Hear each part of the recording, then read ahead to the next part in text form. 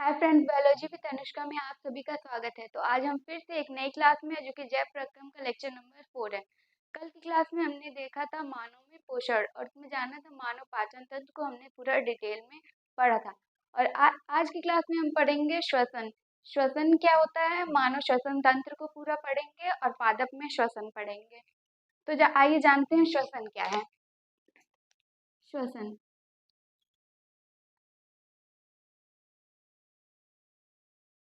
इसको इंग्लिश में कहते हैं रेस्पिरेशन। रेस्पिरेशन।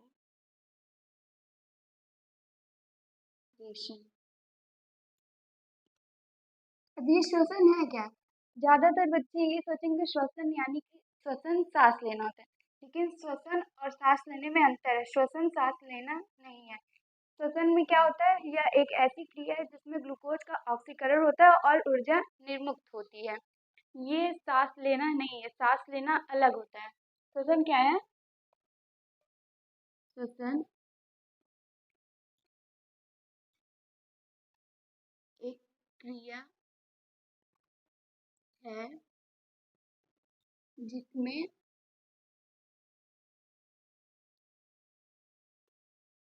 ग्लूकोज का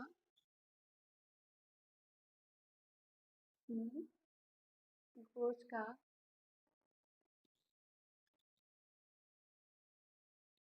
ऑक्सीकरण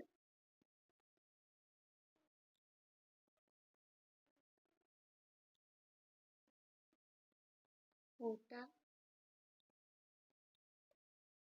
है तथा ऊर्जा निर्मुक्त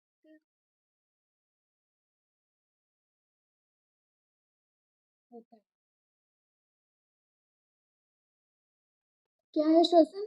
श्वसन एक क्रिया है जिसमें ग्लूकोज ग्लूकोज यानी कि भोजन को कार्बनिक पदार्थ भी कहते हैं। ग्लूकोज का ऑक्सीकरण होता है तथा ऊर्जा निर्मुक्त होती है, ये है श्वसन। और सांस लेना अलग है। श्वसन और सांस लेने में बहुत अंतर है। सांस लेना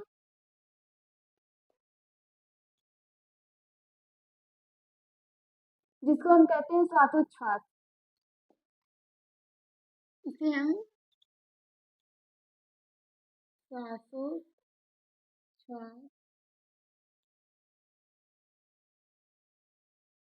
जिसे सांस लेने को श्वासोच्छ्वास कहते हैं। इसको इंग्लिश में कहते हैं ब्रीदिंग। क्या कहते हैं? ब्रीदिंग। अब सांस लेना क्या है? सांस लेना होता है ऑक्सीजन को ग्रहण करना और कार्बन डाइऑक्साइड को बाहर निकालना, ये होता है सांस लेना, जिसको हम श्वासोच्छ्वास भी कहते हैं, इंग्लिश में ब्रीदिंग कहते हैं। इसमें श्वसन और श्वासोच्छ्वास में बच्चे बहुत कंफ्यूज रहते हैं। श्वसन को सब लोग सोचते हैं कि सांस लेना, लेकिन नहीं। श्वसन क्या है? एक क्रिया है जिसमें ग्लूकोज का ऑक्सीकरण होता है और ऊर्जा निर्मुक्त होती है। लेकिन सांस सांस लेने में क्या होता है, इसमें O2 को यानी कि ऑक्सीजन को O2 को ग्रहण करना तथा CO2 को बाहर निकालना क्या कहलाता है? श्वासोच्छ्वास यानी कि सांस लेना। क्या है? सांस लेना यानी कि श्वासोच्छ्वास। O2 को ग्रहण करना तथा CO2 को बाहर निकालना क्या कहलाता है? सांस लेना। ठीक। अब हम जानेंगे श्वसन के प्रकार। श्वसन दो प्रकार के होते हैं। श्वसन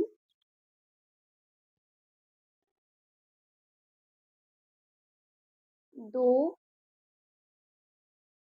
प्रकार के होते हैं। कौन कौन से? पहला वायवीय श्वसन, दूसरा अवायवीय श्वसन।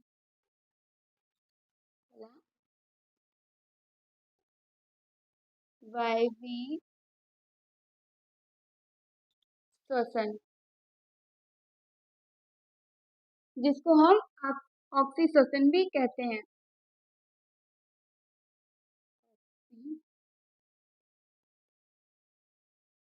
श्वसन। और दूसरा क्या है? अवायवीय श्वसन। अवायवीय श्वसन, जिसको हम कहते हैं अनॉक्सी श्वसन। अनॉक्सी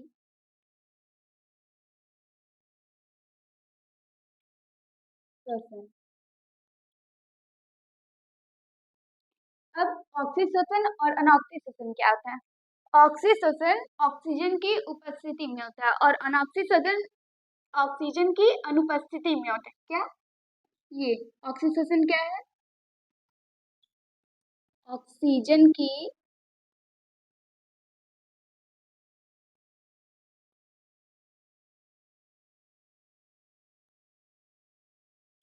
उपस्थिति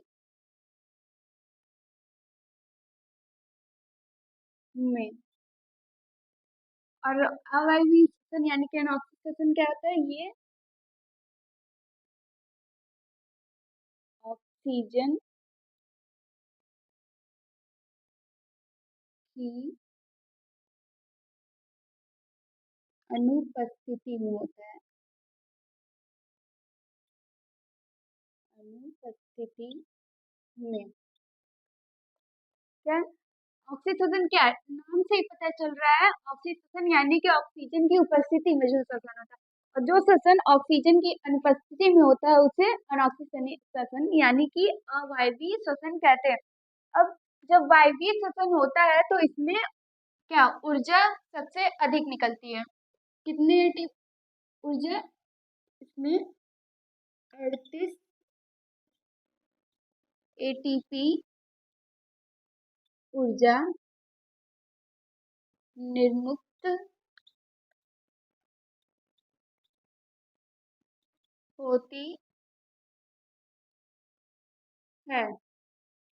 क्या इसमें 38 एटीपी ऊर्जा निर्मुक्त होती है और ऑक्सीजन की अनुपस्थिति में जो श्वसन होता है उसमें केवल 2 एटीपी ऊर्जा निर्मुक्त होती है। अब ये एटीपी क्या है?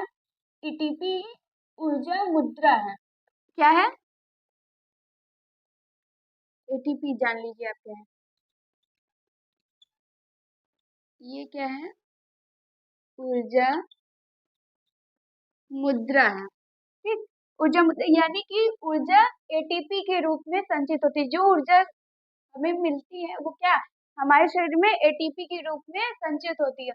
और इसका उत्पादन कहाँ होता है? तो एटीपी का उत्पादन माइटोकॉन्ड्रिया में होता है। क्या?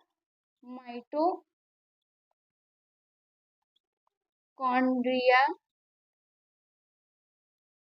में एटीपी का उत्पादन माइटोकॉन्ड्रिया में होता है। माइटोकॉन्ड्रिया में उत्पादन होता है। एटीपी क्या है? ऊर्जा मुद्रा। ये इसका उत्पादन कहाँ होता है? माइटोकॉन्ड्रिया में होता है। माइटोकॉन्ड्रिया क्या है? कोशिका में पाया जाने वाला कोशिकांग है। ठीक, एटीपी का फुल फॉर्म लीजिए। एटीपी का फुल फॉर्म क्या होता है? Adenosine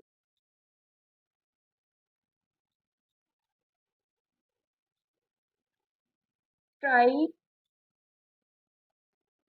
phosphate.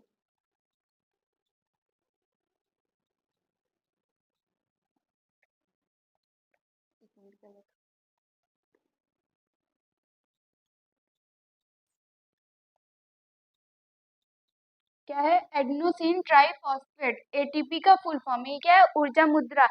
कहाँ इसका उत्पादन होता है? माइटोकॉन्ड्रिया में उत्पादन होता है। इसका फुल फॉर्म क्या है? Adenosine triphosphate. एटीपी क्या? एटीपी जो ऊर्जा होती है एटीपी के रूप में संचित होती है। क्या? ऊर्जा ऊर्जा एटीपी के रूप में संचित रहती है। एटीपी को ऊर्जा का सिक्का भी कहते हैं। क्या कहते हैं? ऊर्जा का सिक्का।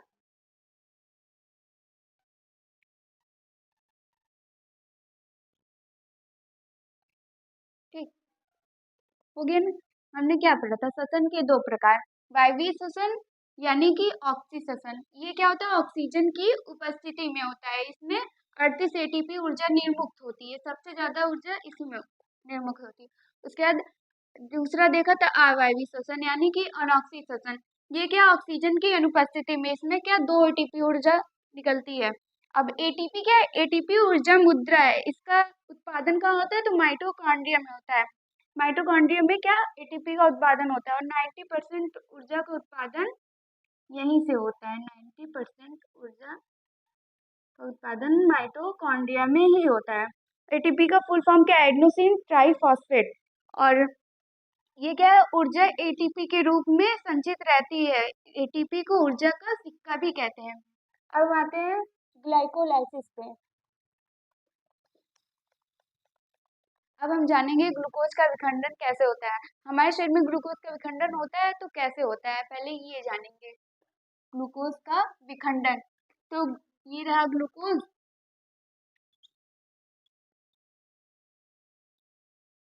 ग्लूकोज ग्लूकोज क्या है, एक 6 कार्बन अणु है। ये क्या है, 6 कार्बन अणु। अब ग्लूकोज किस किसमें विखंडन होता है ग्लूकोज का, पायरुवेट में। पायरुवेट में। पायरुवेट क्या है, एक 3 कार्बन अणु। 3 कार्बन अणु।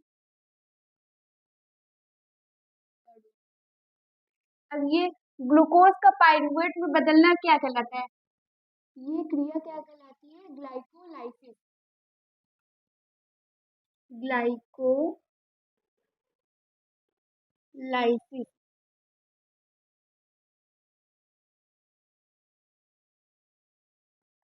ग्लूकोज का पायरुवेट में बदलना ग्लाइकोलाइसिस कहलाती है। और ये क्रिया होती कहाँ है, तो ये होती है कोशिका द्रव्य में। कोशिका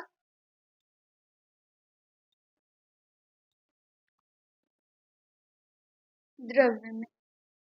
ये क्वेश्चन अक्सर पूछता है कि ग्लूकोज का पायरुवेट में बदलना कौन सी क्रिया है, तो वो ग्लाइकोलाइसिस। और ये होता कहाँ पे है, तो कोशिका द्रव्य में होता है। अब देखिए पायरुवेट का भी विखंडन होता है। पहले पायरुवेट का विखंडन 3 प्रकार से होता है, एक अवायवीय श्वसन में, अवायवीय श्वसन, अवायवीय श्वसन और वायवीय श्वसन में अलग अलग प्रकार से पायरुवेट का विखंडन होता है। वायवीय श्वसन। अब अवायवीय श्वसन में क्या, एक ईस्ट में होता है, क्या होता है, ईस्ट में। और एक मांसपेशी में होता है, हमारे मांसपेशी में, मांसपेशी।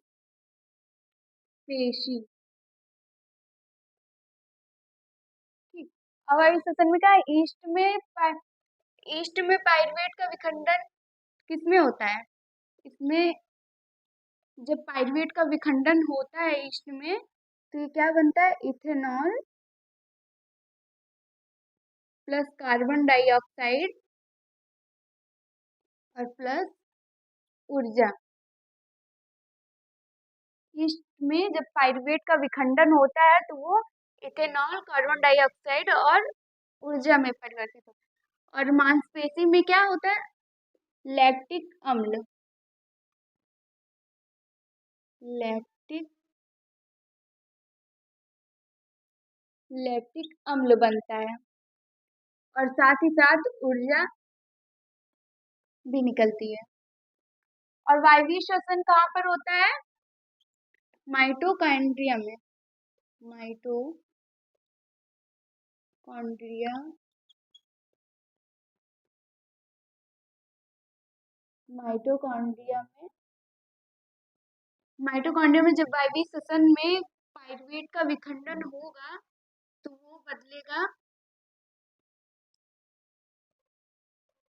वो किसमें बदलेगा, कार्बन डाइऑक्साइड प्लस ऊर्जा, कार्बन डाइऑक्साइड प्लस ऊर्जा और प्लस जल, ये होगा। इसमें हमने क्या देखा, ग्लूकोज का विखंडन। ग्लूकोज का विखंडन कितना होता है, पाइरुवेट में। ग्लूकोज का पाइरुवेट में बदलना क्या कहलाता है, ग्लाइकोलाइसिस। और यह क्रिया कहाँ पर होती है, कोशिका द्रव्य में। अब पाइरुवेट दो प्रकार से, एक अवायवीय श्वसन में अलग विखंडन होता है और वायवीय श्वसन में पाइरुवेट का अलग विखंडन था। अवायवीय श्वसन में ईस्ट में जो पाइरुवेट का विखंडन इथेनॉल प्लस ऊर्जा और ऊर्जा निर्मित होगी। और मांसपेशी में क्या बनता है, लैक्टिक अम्ल और ऊर्जा निर्मित होता है। और वायवीय श्वसन में माइटोकॉन्ड्रिया में होता है, तो उसमें कार्बन डाइऑक्साइड, ऊर्जा और जल का निर्माण होता है। ठीक, तो अब हम जानेंगे वायवीय श्वसन तथा अवायवीय श्वसन में अंतर। एक साइड हमने लिखा है वायवीय श्वसन, एक साइड लिखा है अवायवीय श्वसन। वायवीय श्वसन में क्या होता है, ऑक्सीजन की उपस्थिति में वायवीय श्वसन होता है और अवायवीय श्वसन ऑक्सीजन की अनुपस्थिति में होता है। और वायवीय श्वसन में ग्लूकोज का पूर्ण ऑक्सीकरण होता है, जबकि अवायवीय श्वसन में ग्लूकोज का आंशिक रूप से ऑक्सीकरण होता है। और वायवीय श्वसन में अंतिम उत्पाद क्या बनता है, CO2, जल और ऊर्जा। और अवायवीय श्वसन में अंतिम उत्पाद एथिल अल्कोहल और कार्बन डाइऑक्साइड और ऊर्जा। और इसका चौथा पॉइंट है, इसमें 38 एटीपी ऊर्जा निर्मुक्त होती है, जबकि अवायवीय श्वसन में 2 एटीपी ऊर्जा निर्मुक्त होती है। देख रहे कितने का अंतर है, इसमें अधिक ऊर्जा निर्मुक्त होती है, इसमें कम ऊर्जा निर्मुक्त होती है। और इसके उदाहरण क्या है, यह स्वपोषी पादप तथा जंतुओं में होता है। और अवायवीय श्वसन के उदाहरण क्या है, कवक और जीवाणु। अब हम पढ़ेंगे मानव श्वसन तंत्र को। अब हम पढ़ेंगे मानव श्वसन तंत्र को। आखिर मानव श्वसन कैसे करते हैं, तो मानव श्वसन किसकी सहायता से करते हैं, फेफड़ों की सहायता से। विभिन्न जीव होते हैं जो अलग अलग की अंगों की सहायता से श्वसन करते हैं। जैसे मछली क्या है, मछली गिल से श्वसन करती है। और मेढक, मेढक जो है वो उभयचर है, स्थल पे और पानी में दोनों जगह रहती है। तो जब मेढक पानी में जाती है तब वो त्वचा की सहायता से श्वसन करती है, और जब स्थल पर आती है तब फेफड़ों की सहायता से। लेकिन मानव केवल फेफड़ों से ही श्वसन करता है। क्या करता है, फेफड़ों से। मानव, मानव क्या है, एक स्थलीय जीव है, स्थलीय जीव है। और इसमें प्रमुख श्वसन अंग क्या है, फेफड़े। फेफड़े ये क्या है, प्रमुख श्वसन अंग है। प्रमुख श्वसन अंग। ठीक, मानव क्या है, स्थलीय जीव। और मानव का प्रमुख श्वसन अंग क्या है, फेफड़े हैं। अब आखिर वायु फेफड़ों तक जाती कैसी है, तो आइए हम देखते हैं। पहले इसमें कई सारे अंग भाग लेते हैं, इसमें आते हैं, पहला आ जाता है नासिका। दूसरे नंबर पर आ जाता है कंठ। तीसरे पे श्वास नली।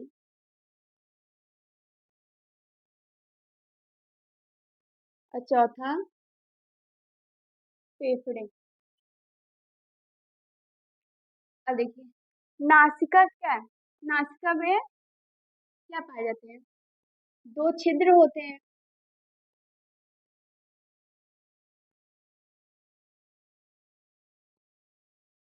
क्या पाए जाते हैं नासिका में, दो छिद्र। जैसे आप देख रहे हैं नाक में दोनों छिद्र है ना, तो वायु कहाँ से प्रवेश करती है, नाक से करती है। नाक में क्या होते हैं, महीन बाल होते हैं। नाक में महीन बाल और श्लेष्म पाया जाता है। क्या पाया जाता है, नाक में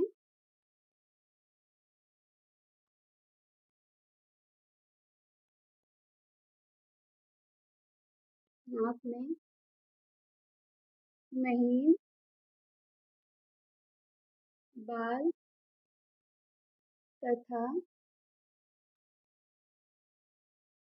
श्लेष्म उपस्थित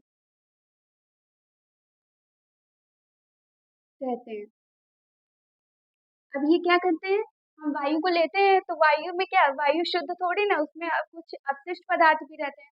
तो जो धूल ऊल रहते हैं उन्हें, ये क्या, नाक में जो महीन बाल होते हैं और जो श्लेष्म है, वो क्या करते हैं, जो धूल उल रहते हैं वो चपक जाते हैं और श्वास नली के अंदर शुद्ध वायु प्रवेश करती है। नासिका से, जब नासिका से वायु प्रवेश किया, शुद्ध वायु जब यहाँ से नाक में अपशिष्ट पदार्थ चपका, उसके बाद क्या आएगा, कंठ में वायु कहाँ प्रवेश करेगी, कंठ में। ये क्या है, ये कंठ है, ये जैसे देख सकते हैं यहाँ पर कंठ में आएगी। उसके बाद यहाँ से वायु आएगी श्वास नली में।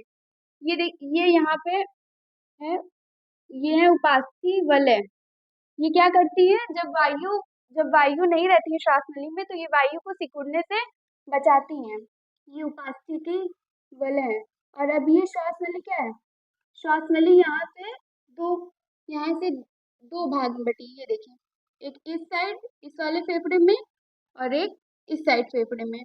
अब ये जब ये दो भाग में बट गए तब इसको क्या कहते हैं, तब इसे श्वसनी कहते हैं। और श्वसनी आगे जाके देखिए और भी भागों में बट गई है। ये ये देखिए, आप जैसे देख सकते हैं। उसके बाद श्वसनिकाएं, उसके बाद श्वसनी जो है श्वसनिकाओं में बट गई, जो ढेर सारी हैं छोटे छोटे, तब इसको क्या कहेंगे, श्वसनिकाएं। उसके बाद श्वसनिकाएं आगे जाकर फूल जाती हैं, तो इसे क्या कहते हैं, कूपिका कहते हैं। और ये क्या है, ये फेफड़े हैं, फेफड़े। फेफड़े कितने होते हैं, दो होते हैं, एक एक ये एक साइड ये। जब पहले क्या, नाक से वायु अंदर गया, उसके बाद क्या, कंठ के पास गया, कंठ से श्वास नली में प्रवेश किया, श्वास नली से फिर श्वसनी में गया, श्वसनी से श्वसनिका, उसके बाद ये कूपिका। अब देखिए ये कूपिका क्या करती है, कूपिका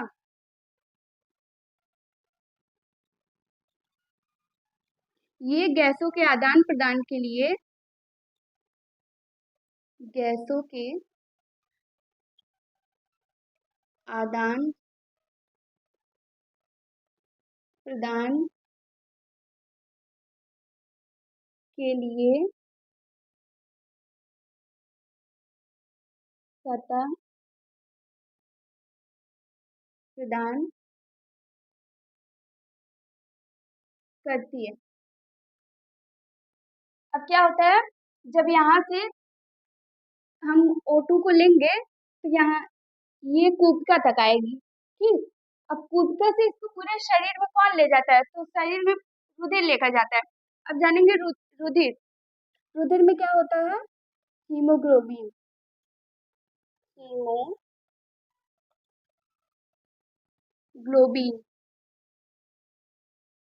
हीमोग्लोबिन क्या है, एक श्वसन वर्धक है, श्वसन वर्धक है। और ये साथ ही साथ ये क्या करता है, रुधिर को लाल रंग देता है, लाल रंग देता है। इसे श्वसन वर्धक क्यों कहते हैं, क्योंकि ये पूरे शरीर से जो ऑक्सी पूरे करीब शरीर से जिसमें कार्बन डाइऑक्साइड रहता है, वैसे रुधिर को लेकर आता है। जिसमें कार्बन डाइऑक्साइड जिस रुधिर में रहता है उसको बोलते हैं अशुद्ध रुधिर, जो आपको आगे डिटेल में जब हृदय वाला चैप्टर पढ़ाऊंगी तब उसमें बताऊंगी। उसमें क्या, जब कार्बन डाइऑक्साइड युक्त रुधिर,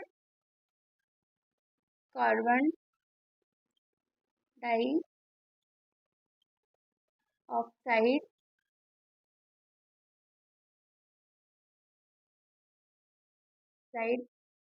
रुधिर, ये क्या है, कार्बन डाइऑक्साइड रुधिर, ये आते हैं फेफड़ों में शुद्ध होने के लिए, ठीक। ये क्या, इसको क्या, ये कार्बन डाइऑक्साइड युक्त जो रुधिर होते हैं, कार्बन डाइऑक्साइड युक्त रुधिर, इसको हम कहते हैं अशुद्ध रुधिर, अशुद्ध रुधिर। कार्बन डाइऑक्साइड युक्त रुधिर को क्या कहते हैं, अशुद्ध रुधिर कहते हैं। अब ये अशुद्ध रुधिर क्या आती है, फेफड़ों में शुद्ध होने के लिए आती है। तो कोशिका क्या करती है, कार्बन डाइऑक्साइड को ले लेती है और ऑक्सीजन को प्रदान करती है। इस तरह से कार्बन डाइऑक्साइड शरीर से बाहर निकल जाता है और ऑक्सीजन हमारे पूरे शरीर में फैल जाता है। अभी ऑक्सीजन को फैलाता कौन, हीमोग्लोबिन श्वसन वर्धक है रुधिर। रुधिर की सहायता से वो ऑक्सीजन को पूरे शरीर में फैला देता है। अब हम पढ़ेंगे पादप में श्वसन।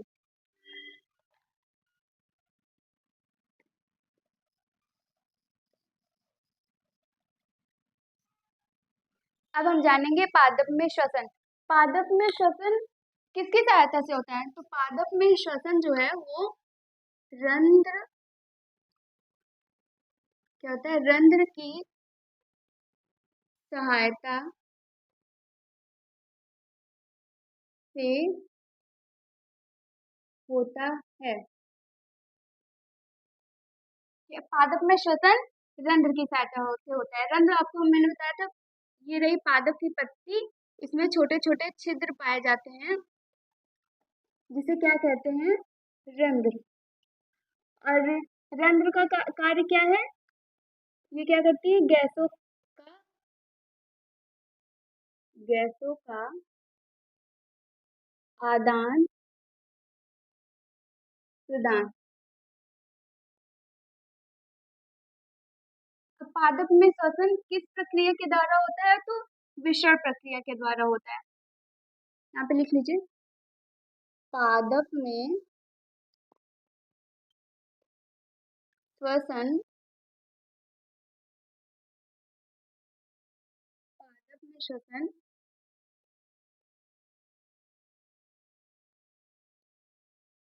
विसरण प्रक्रिया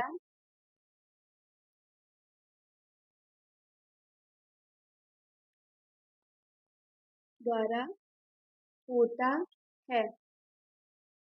अब ये विसरण प्रक्रिया क्या है, विसरण प्रक्रिया क्या होती है, ये क्या होता है, उच्च सांद्रता से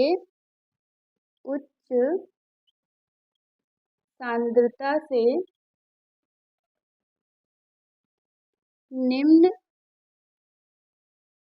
सांद्रता की ओर।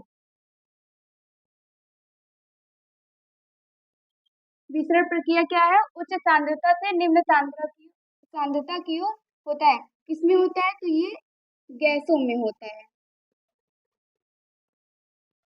क्या होता है, गैसों में होता है। विसरण प्रक्रिया के द्वारा पादप में श्वसन होता है। पादप में श्वसन रात और दिन दोनों समय होता है। पादप में श्वसन दिन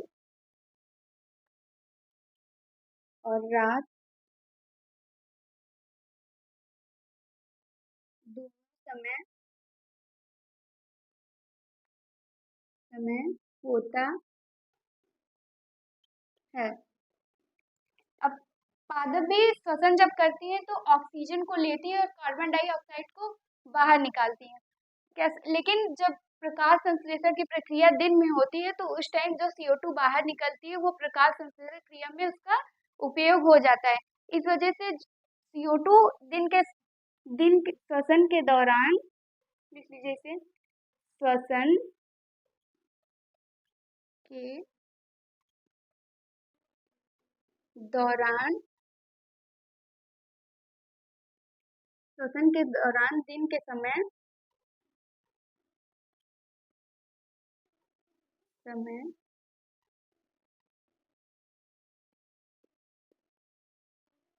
श्वसन के दौरान दिन के समय जो CO2 बाहर निकलता है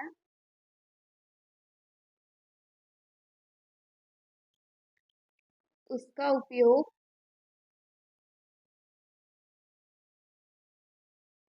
का उपयोग प्रकाश संश्लेषण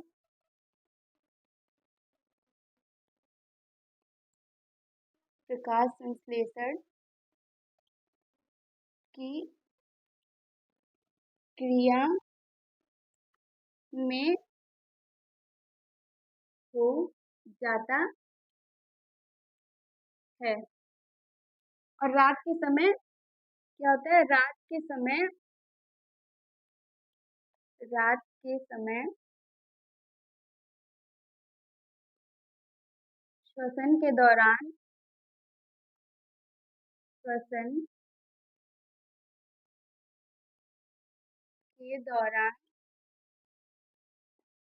अधिक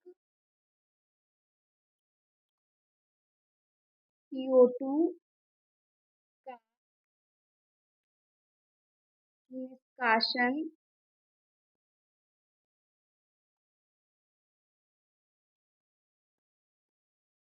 होता है। क्या होता है? पादप में श्वसन दिन और रात दोनों समय होता है, लेकिन जब पादप दिन में श्वसन करती हैं तो जब जो CO2 बाहर निकलती है तो पादप में क्या होता है? प्रकाश संश्लेषण की प्रक्रिया होती है, जिसके दौरान वो अपना भोजन बनाते हैं। तो प्रकाश संश्लेषण में क्या आवश्यक है? CO2। तो जो श्वसन के दौरान CO2 निकलती है वो प्रकाश संश्लेषण में उसका उपयोग हो जाता है। और रात के समय क्या होता है? रात के समय प्रकाश संश्लेषण की क्रिया नहीं होती, तो जो CO2 तब क्या होता है? अधिक मात्रा में निकलता है रात के समय। इसलिए रात के समय पेड़ के नीचे नहीं सोना चाहिए, वरना पेड़ के नीचे सोने से हमारा दम घुट सकता है। क्योंकि रात के समय रात के समय ऑक्सीजन पौधे लेंगे ना, इस वजह से कार्बन डाइऑक्साइड को निकालेंगे, इसलिए रात को पेड़ के नीचे नहीं सोना चाहिए। अब हमारा पादप में श्वसन भी कंप्लीट होता है। तो आज का लेक्चर यहीं पे खत्म करते हैं। अब मिलते हैं हम अगली क्लास में। अगर आपको कोई चीज़ ना समझ में आया हो तो आप कमेंट में लिखिएगा, मैं आपको उसको अगली क्लास में और अच्छे से समझाऊंगी। मिलते हैं कल की क्लास में, तब तक के लिए बाय बाय।